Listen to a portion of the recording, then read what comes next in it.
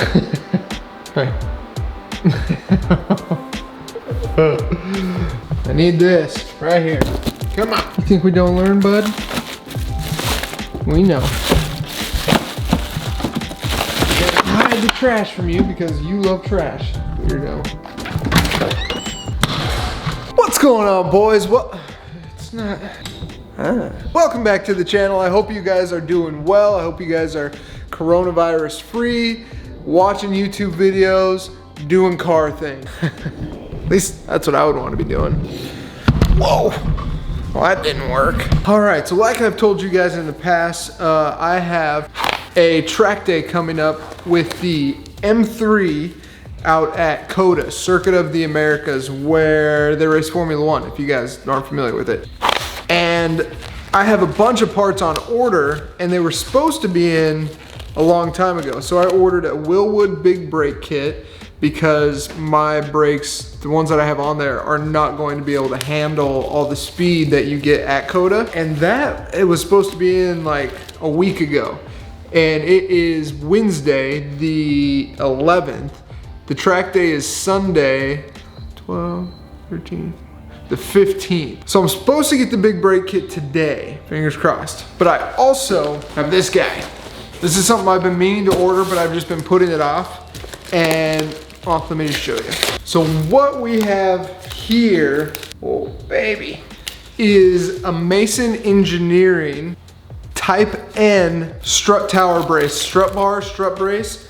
And it's specifically made for an E36 with an S54, and I'll show you why that's important. So the regular strut tower brace obviously mounts to the strut towers, but it runs right across here, really close to the engine. And from what I'm told, if you get a regular S50 or S52, which the E36 comes with, that strut brace will hit this, and this will have to be rerouted somehow. Now this is a hard line, so I don't know how I could reroute that, and I really don't want to mess around with it either. But this one, let me show you. This one mounts like this and goes right around this piece, which is perfect, but whew, that is going to be really close to that carbon air box. I may have to stick something over there, like a piece of double-sided tape or something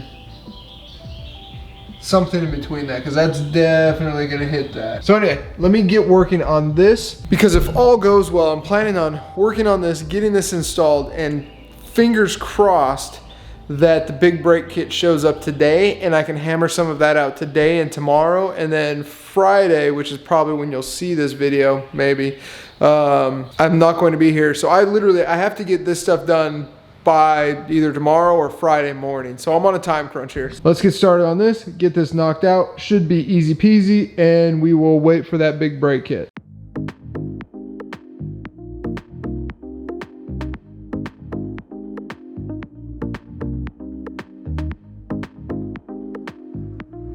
All right, boys, here's what we got.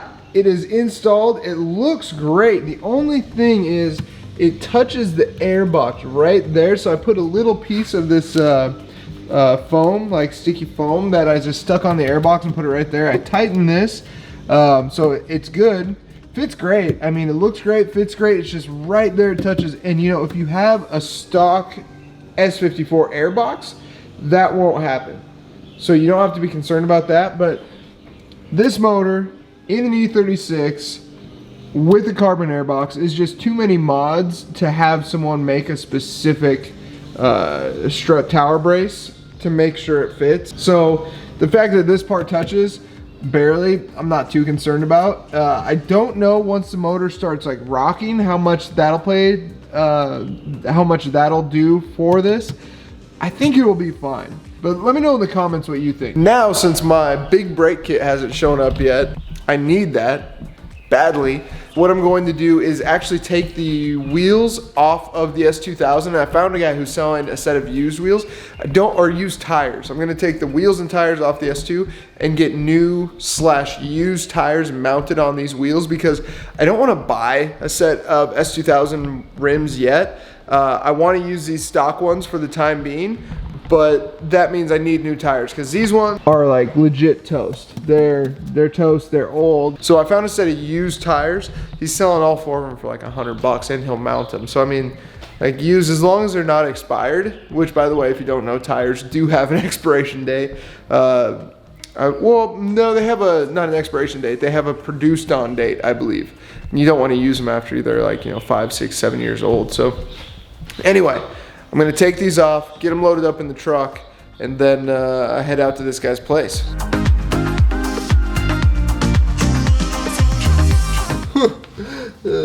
No tread on those.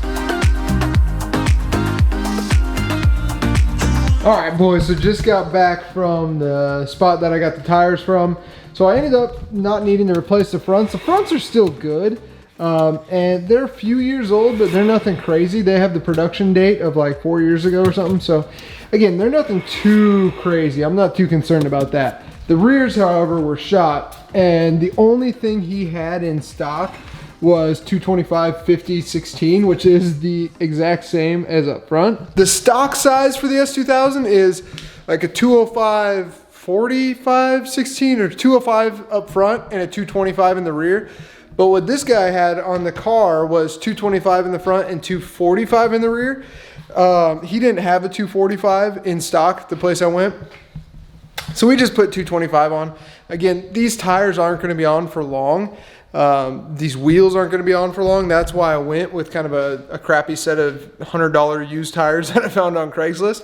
Like I mounted them for free, balanced them for free. I was out the door for $100 for 2 tires. I mean, you can't get much better. And they're not bad. They're Falcon ZE912. I haven't looked up how much those are regularly, but I'm sure they're not the best tire, but they're not the worst. Anyway, moving on. So now what I'm going to do, start the car up, warm it up, and again, I'm waiting on the big brake kit for the M3, so I can't get started on that. So knock some stuff out on the M3 or on the S2000. So what I'm gonna do is start the car up, bleed the air system, which I have this little tool right here, and if you haven't seen one of those, you basically just plop it on here, fill it up with coolant, and it'll kind of self-bleed. So I'll show you how that works here in a little bit. But for now, I'm going to start it, run it, and yeah, get that going.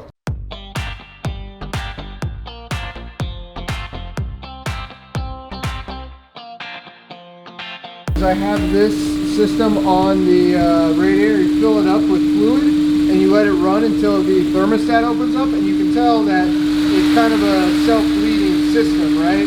So oh yeah, see, it's sucking it down. Hold on. Got the radiator filled and bled. Now what I'm gonna do is a gravity bleed on the clutch. So what I have is a little hose attached to the bleeder valve at the slave cylinder. And that is just draining into the oil pan. And I have cleaned out the clutch master cylinder as well as I can. Now what I'm gonna do is put a funnel in there and pour some clutch fluid into that and just let it go through the system until I see it start to drain out from the bottom. All right, boys, it is day 2, 3? I forget. I know we started on the M3. We kind of transitioned over to the S2000. We're still gonna get back to the M3 because the big brake kit should be showing up today. But since I got most of the S2000 and I started putting body parts on, you've seen a bumper taken off of a S2000 a million times, so I didn't want to bore you with that. But here's where we're at. Boom!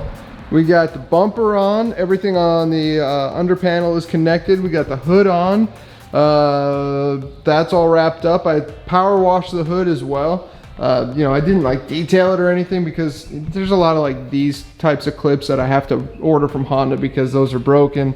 It's a good temporary hold right now, but I need a lot of miscellaneous clips like that. So basically where we're at now is I can get it off of jack stands and actually see if this thing runs like under its own power. So that's what I'm gonna do now. Let's try and get it off this thing. Got brakes.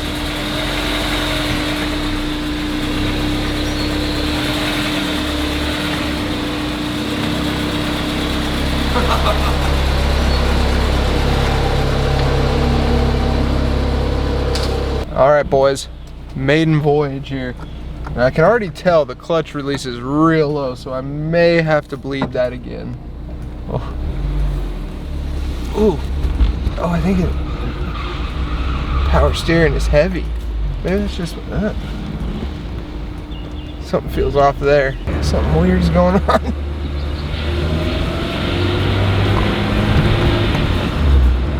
Oh, made it in the second. It's driving, man. Oh, there's so much stuff flying around. Ooh, those brakes are just like, they're just rust is all they are. Oh, really?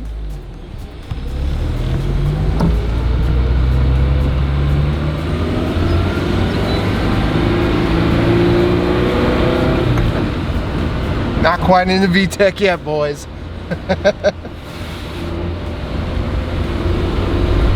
I mean, it feels good. Yeah, there we go. We got reverse, that's good. I cannot wait to watch this. I mean, overall, it feels good. It feels decent. I mean, obviously it needs a major alignment. You can something just feels off with the steering. I don't know, it feels different. But I mean, it hasn't moved like this in 3 years under its own power, so it's kind of to be expected, I guess. The clutch feels good. I used an FX300 or FX350 clutch, and that feels great. All right, boys, she moves and runs under her own power. Now, because I haven't been able to do this since it's been up on jack stands ever since I've owned it, I'm gonna wash the thing. I know I don't need to do that right now. There's other stuff I can do, but it's just filthy, and it's been filthy since day one, and I've just been waiting to do this. So I'm gonna wash it right now, get it cleaned up, and then hopefully during that time, my big brake kit will arrive for the M3. Man, I'm waiting on that for a minute. UUC, where you at, guys? So I ordered this mid-February.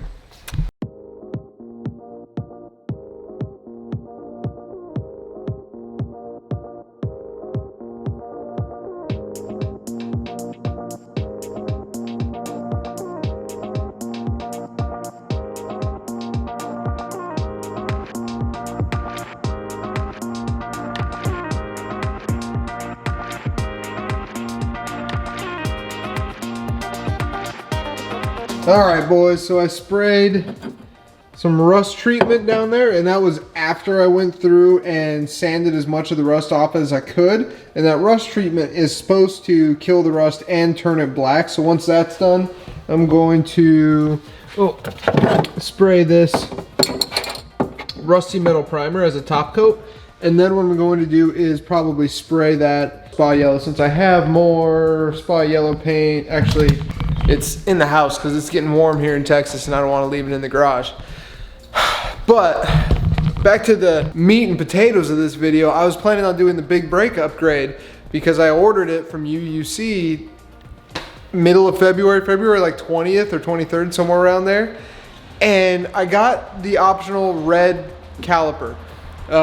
It said it was in stock, it said everything was fine, so I ordered it February 23rd. Like a week later, I noticed it hadn't shipped, so I emailed them and said, what's the deal? And they said, oh, we have to actually powder coat the calipers red because Willwood doesn't send them to us red anymore. So it's something we have to do, but don't worry, yours has already been done and it should be shipping out here in the next few days. So that was like early, like either first week of March or last weekend of February. It was somewhere right around there. So I said, okay, fine, not a big deal. So after that, I kind of left him alone, and I started bugging him a little bit more as we started getting closer to my track day, which is coming up this Sunday, the 15th. And I finally got 2 tracking numbers. The problem with that is they said the rotors were shipping separately and the brake pads were shipping separately. So I ordered rotors, pads, calipers, and fluid. Well, it's the Friday before the track day. All I have are the rotors and the pads. And I've been calling UUC nonstop to find out when they were gonna get here, because I figured if I only have 2 tracking numbers and those 2 things are shipping separately, I'm gonna be missing something. I've been calling them, leaving them messages, and got nothing. And you know, normally I don't, even if something bad happens with a shop, as long as the communication is fine, I don't have a problem. If something happens, look, mistakes happen. I make mistakes in my business, but I'm first to respond and quickly respond and either take blame, take initiative, and offer a solution or do something. But the fact that I can't get a hold of these people, email, phone, or Instagram, really, really, really pisses me off. All you have to do is respond. That's all you have to do. Look, it got held up in production. Something happened with the powder coat. Completely fine. That happens. I get it. But when you ghost me, when you just go radio silent, and I've paid your company more than $1,000, that leaves a bad taste in my mouth. If any of you guys have had experience with UUC, let me know. I won't be able to do the big brake kit. Also means I'm not going to be able to do the track day because my M3 brakes won't hold up to COTA.